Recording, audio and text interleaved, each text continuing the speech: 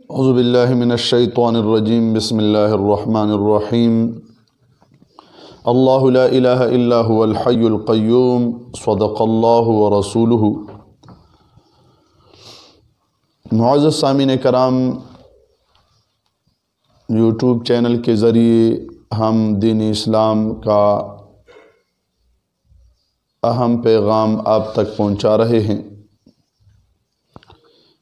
اللہ جل جلالہ کی ذات صفات کے متعلق مسائل جاری ہیں، عقائد اسلام کا سلسلہ جاری ہے۔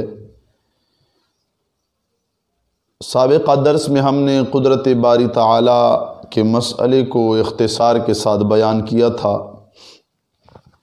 اس میں ایک دوست نے بعد میں ممکن اور محال کے متعلق پوچھنا چاہا، تو چونکہ بعض مسائل ایسے ہوتے ہیں جس کا علم کے ساتھ تعلق ہوتا ہے اور علمی تفصیل کی ضرورت ہوتی ہے،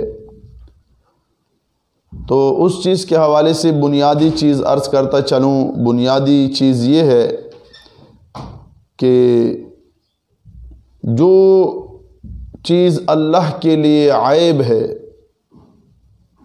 یعنی یوں سمجھیں گے وہ اللہ کے لیے ناممکن ہے، عیوب اللہ کے لیے محال ہیں، ناممکن ہیں، جیسے جھوٹ ہے، خیانت ہے، ظلم ہے، جہل ہے، جہالت ہے، یہ عیوب ہیں اور یہ اللہ کے لیے محال ہیں۔ اللہ ان عیوب سے سبحان ہے، تو قدرت کا تعلق جو ہے وہ ناممکنات کے ساتھ، محال کے ساتھ نہیں ہوتا، بلکہ جیسے میں نے عرض کر دیا اور حوالے پیش کیے تفاسیر سے کہ تتعلق بالممکنات، یا فرمایا قادر علی کل الممکنات، تمام ممکنات پر وہ قادر ہے۔ تو قدرت باری تعالی کا جو مسئلہ ہے وہ یہ ہے کہ قدرت باری تعالی کا تعلق جو ہے وہ تمام ممکنات سے ہیں۔ تو یہ ایک بنیادی مسئلہ ہے،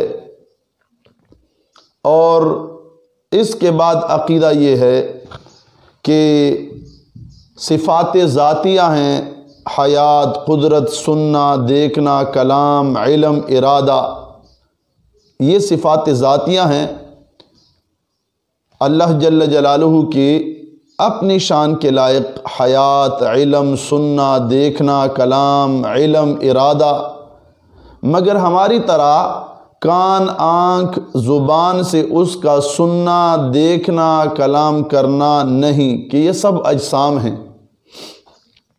یہ تمام اجسام ہیں، اور اجسام سے وہ ذات پاک ہے۔ حیات بھی اللہ کی صفت ہے، اللہ پاک قرآن میں فرماتے اللہ لا الہ الا هو الحی القیوم۔ پھر اس کے بعد قدرت ہے، وَهُوَ عَلَى كُلِّ شَيْءٍ قدیر، سورہ مائدہ میں۔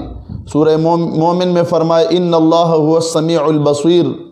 سورہ نساء میں فرمائے وَكَلَّمَ اللَّهُ مُوسَى تَكْلِیمًا، کلام۔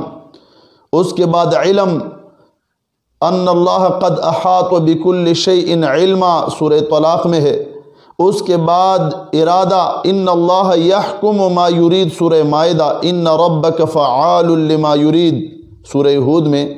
تو یہ اللہ کی صفات ذاتیہ ہیں۔ ہر پس سے پست آواز کو سنتا ہے، ہر باریک سے باریک کے خوردبین سے محسوس نہ ہو وہ دیکھتا ہے، بلکہ اس کا دیکھنا اور سننا انہی چیزوں پر منحصر نہیں، ہر موجود کو دیکھتا ہے اور ہر موجود کو سنتا ہے۔ فقہ اکبر میں ہے لم یزل ولا یزال باسمائہ وصفاتہ الذاتیہ والفعلیہ، اما الذاتیہ فالحیات والقدرت والعلم والکلام والسمع والبصر والارادہ، یہ اللہ کی صفات ذاتیہ ہیں۔ لیکن یہ یاد رکھنا ہے کہ ہماری طرح نہیں، جیسے حدیقہ الحدیقہ الندیہ میں ہے لہو سبحانہ وتعالی صفات قدیمۃ قائمۃ بذاتہ، پھر اس کے بعد فرمایا ہی الحیات والعلم والقدرت والسمع وهو صفت ازلیت قائمت بذات اللہ تعالی تتعلق بالمسموعات والموجودات. اس کے بعد فرمایا لا علی سبیل التخیل والتوہم ولا علی طریق تاثر حاسۃ ووصول ہوا.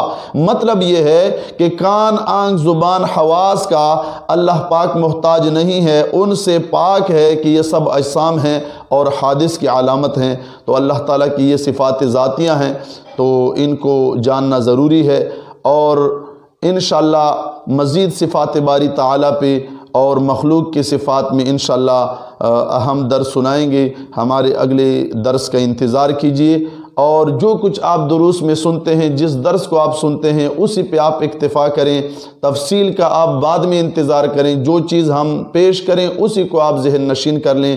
اللہ تعالی عمل کی توفیق عطا فرمائے. وآخر دعوانا الحمدللہ.